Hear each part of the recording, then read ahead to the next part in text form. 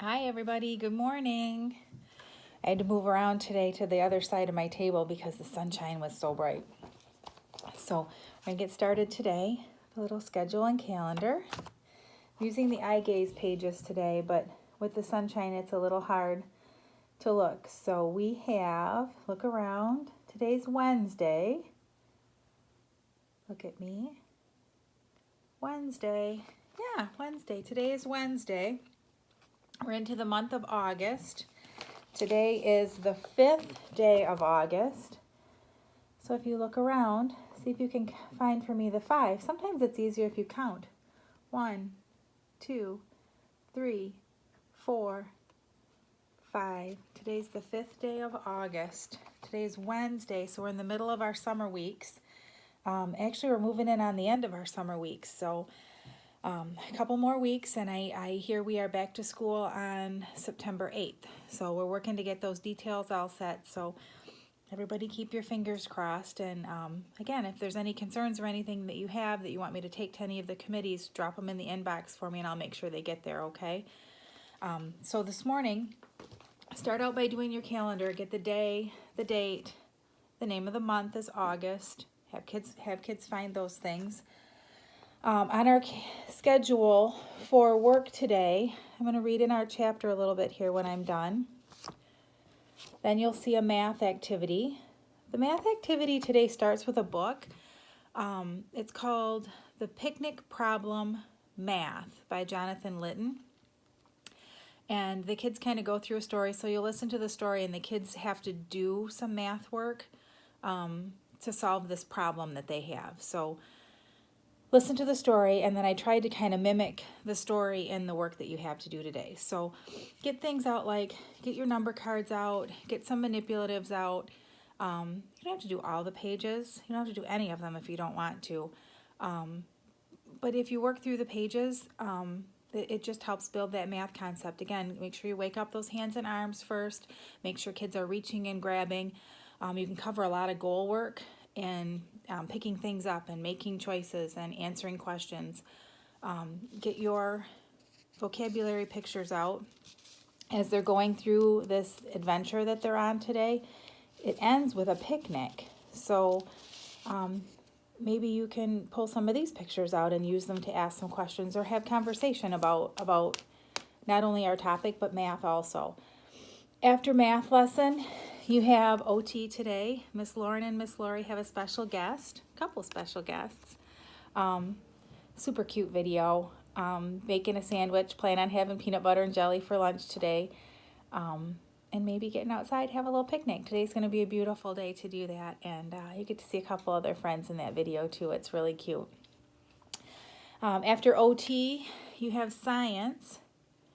I almost suggest that you kind of look through and start with science. There's an experiment in here today involving melting some ice, building a cooler and melting some ice, and it's going to take about 4 hours for the experiment. So maybe if you look at this one first, you could get your project started and work through the other things. Maybe have a little lunch, take a little nap, I think is my joke in the slides, but maybe start that one first. It might be kind of fun. I'd love to see pictures of that. If any of you get to that project, part of the assignment in the project is to take a picture of the before and the after. I'll try to do one today too. I have a dentist appointment this morning that I'm running off to, but maybe I'll get mine started before I leave.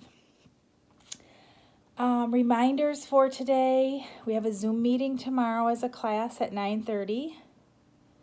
I'll send that out through the inbox. Haven't gotten a lot of pictures from a lot of you, so if you can do that, I would really appreciate it. I'd like to put a little video together so the kids can see each other. Reminder to be using your Foursquare board. Put your vocabulary pictures on here, ask some questions. Things like yes and no. Things like and don't like. Maybe some help or something else. Don't feel limited to the pictures that I provide either. Always work to make some more. If you need them, make them, or shoot me a note and I will send them to you. These are great tools for kids to share things that they specifically want. I know we know a lot of what they want, but Sometimes it's nice for them to have that opportunity to say other things too. So, all right, I'm going to get my reading done now. Yesterday, my video took hours to load into YouTube, so I'm trying to get a little earlier start today. I'm hoping that goes in faster. So, wish me luck. Fingers crossed. We're reading in Hoot. Remember, Roy was on the bus and was having some trouble with Dana. So let's see what happens. Dana's kind of poking at him.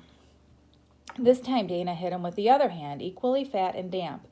As Roy went down, he let out an involuntary cry, which was drowned by the loud, gaseous hissing of bus brakes. For one hopeful moment, Roy thought the driver had seen what was happening and was pulling off the road to intervene. Unfortunately, that wasn't the case. The driver was as oblivious to Dana's bad behavior as ever. The school bus had merely arrived at the next stop. While another line of kids boarded, Dana composed himself as if he were a model citizen. Roy looked down, fixing his eyes on the comic book. He knew the assault would resume as soon as the bus got rolling, and he braced grimly for Dana's next blow, but it never came. For blocks and blocks, Roy sat as rigid as a fence post, waiting to be knocked down once more. Finally, his curiosity got the best of him, and he peeked over his left shoulder. Roy could hardly believe it. Dana was slumped sourly against the window. The dumb goon's fun had been spoiled by one of the kids from the last bus stop, who had been brave enough to sit right next to him. "What are you staring at?" the newcomer snapped at Roy. Despite the pounding headache, Roy had to smile. "Hi, Beatrice." "Oh, there's Beatrice's back." Chapter 9. School was nerve-wracking. Every time Roy entered one of his classrooms, the other kids stopped what they were doing and stared. It was as if they were surprised to see he was still alive, with all his limbs intact. After leaving algebra class, Roy heard a stupendous, phony farting noise behind him in the hallway. Garrett. He took Roy by the shirt sleeve and led him into the bathroom. "You look sick. You should go home early," Garrett advised. "I feel fine," Roy said, which wasn't true. He still had a headache from the thumping Dana had given him on the bus ride. "Dude, listen to me," Garrett said. "I don't care how you think you feel. You're sick. Really sick, okay? You need to call your mom and go home." "What have you heard?" "He'll be waiting for you after 7th period." "So let him wait," Roy said. Garrett tugged Roy into one of the toilet stalls and locked it from the inside. "This is so lame," said Roy. Garrett touched a finger to his lips. "I know a guy in Dana's PE class," he whispered excitedly. "He said Dana's going to snatch you before you get on the bus home." "And do what?" "Duh! Right here at school? How?" Roy asked. "Bro, I wouldn't hang around to find out. Hey, you never told me you busted him in the chops, too." "That wasn't me. Sorry." Roy unlocked the toilet stall and gently nudged his friend outside. "So what are you going to do?" Garrett called over the top of the door. "Take a pee?" "No, I'm talking about you-know-who." "I don't know. I'll think of something." But what? Even if Roy managed to elude Dana Matherson this afternoon, the drama would start all over again Monday. Dana would resume the stalking, and Roy would have to dream up another escape plan, and that's how it would be every single day until school let out in June. Roy had other options, none particularly appealing. If he reported Dana to Miss Hennepin, she'd do nothing more than summon him to her office for a stern lecture, which Dana would laugh off. Who could take seriously a vice principal with one gnarly hair sprouting out of her lip? If Roy told his parents about the Dana situation, they might be alarmed enough to withdraw him from Trace Middle. Then he would end up getting bused to some private school where he'd be forced to wear the same dorky uniform every day, according to Garrett, and learn Latin. A third alternative was for Roy to try apologizing to Dana again, this time oozing remorse and sincerity. Not only would that be groveling, but it probably wouldn't achieve the desired effect. Dana would still hassle him without mercy. His final option was to stand and fight. Roy was a practical boy. He knew the odds were overwhelmingly against him. He had quickness and brains on his side, but Dana was big enough to crush him like a grape. Roy remembered the time he and his father had a talk about fighting. "It's important to stand up for what's right," Mr. Eberhardt said, "but sometimes there's a fine line between courage and stupidity." Roy suspected that fighting Dana Matherson fell into the second category. While he disliked the prospect of getting beaten to a pulp, what worried him even more was the effect it would have on his mother.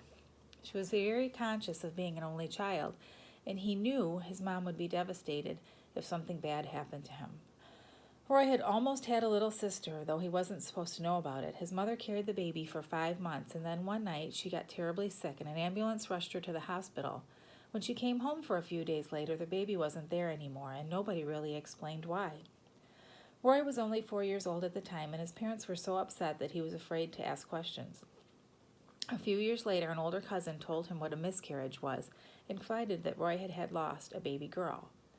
Ever since then, he tried not to give his parents extra reason to worry about him. Whether on horseback, bike, or snowboard, he refrained from doing some of the wild daredevil stunts that the boys his age usually tried. Not because he feared for his safety, but because he felt it was his solemn duty as an only child. I'm going to stop right there. So, WH questions for today. Where did Roy and Garrett have their meeting and talk about the fight that was going to happen with Dana? So where did Garrett and Roy have their meeting? And who helped Roy on the bus? Who made Dana stop what he was doing when she got on the bus? So a who and a where question today. Bye, you guys. Have a great day. I love and miss you. Hope to see you soon.